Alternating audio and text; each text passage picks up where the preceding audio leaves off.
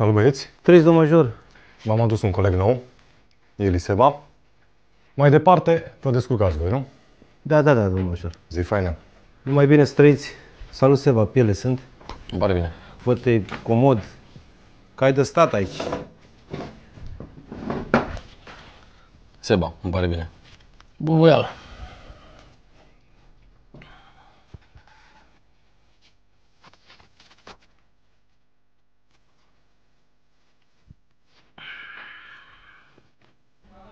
Nu-l băgăm în seamă, e mai morocănos. Ia zi, cu ce ai căzut? Cu droguri de mare risc. Păi și cu câte au încărcat ăștia? Cu 8 ani. 8 ani ca mâine trec. Dacă aveam eu 8 ani, frate, eu am mandat pe viață.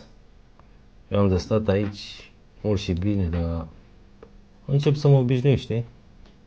O să treacă și la tine 2-3 săptămâni, o lună, 2 și după aia ușor te adaptezi. Am mai avut un tovarăș, s-a adaptat de tot ăla. Janes, lasă-mă pe mine, zi-mi cum sau ce s-a întâmplat, ce ai vândut, ce droguri? Cocaina, pastile, iarbă, de toate. Orice, numai să faci bani. Tu erai butic de la el, aveai de toate. Ca la magazin.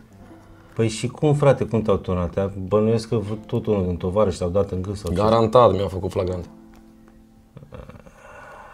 16. S-au făcut 16, deci. Așa eu, mă. Bine că nu ți-au făcut 15 jumate, că... Bă, frate, ți-am spus eu, 8 ani trec repede de morților de ani, dar problema e alta. Ai copii, familie din astea ai? Bă, frate, copii n-am. Am familie, am nevastă, dar...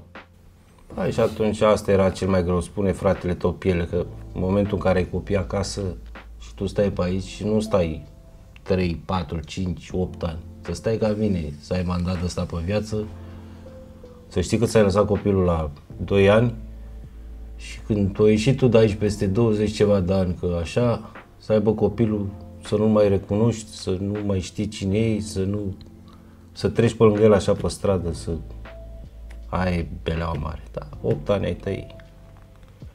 Te adaptezi tu. Sunt 8 ani, nu sunt o lună, da.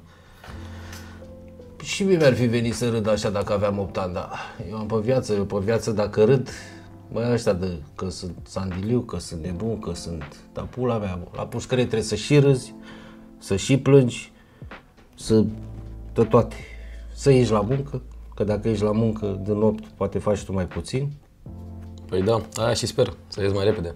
Suntem decât noi 3 pe cameră, stăm liniștiți aici. Ăsta ce e mai chitros așa mai alea, dar dă-l în pula mea. Dar pe rest, ne mai ajutăm unul pe altul. Tu de care ești? De la de mănânci tu cu paravane până Nu, frate, nu. Asta zic. Las că ne ajutăm unul pe altul, mai o țigărică, mai o cafea, mai... Janes, după aia ieșim la muncă și trece timpul.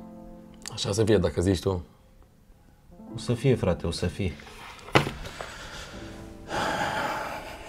Pare ușor, da. Te înveți.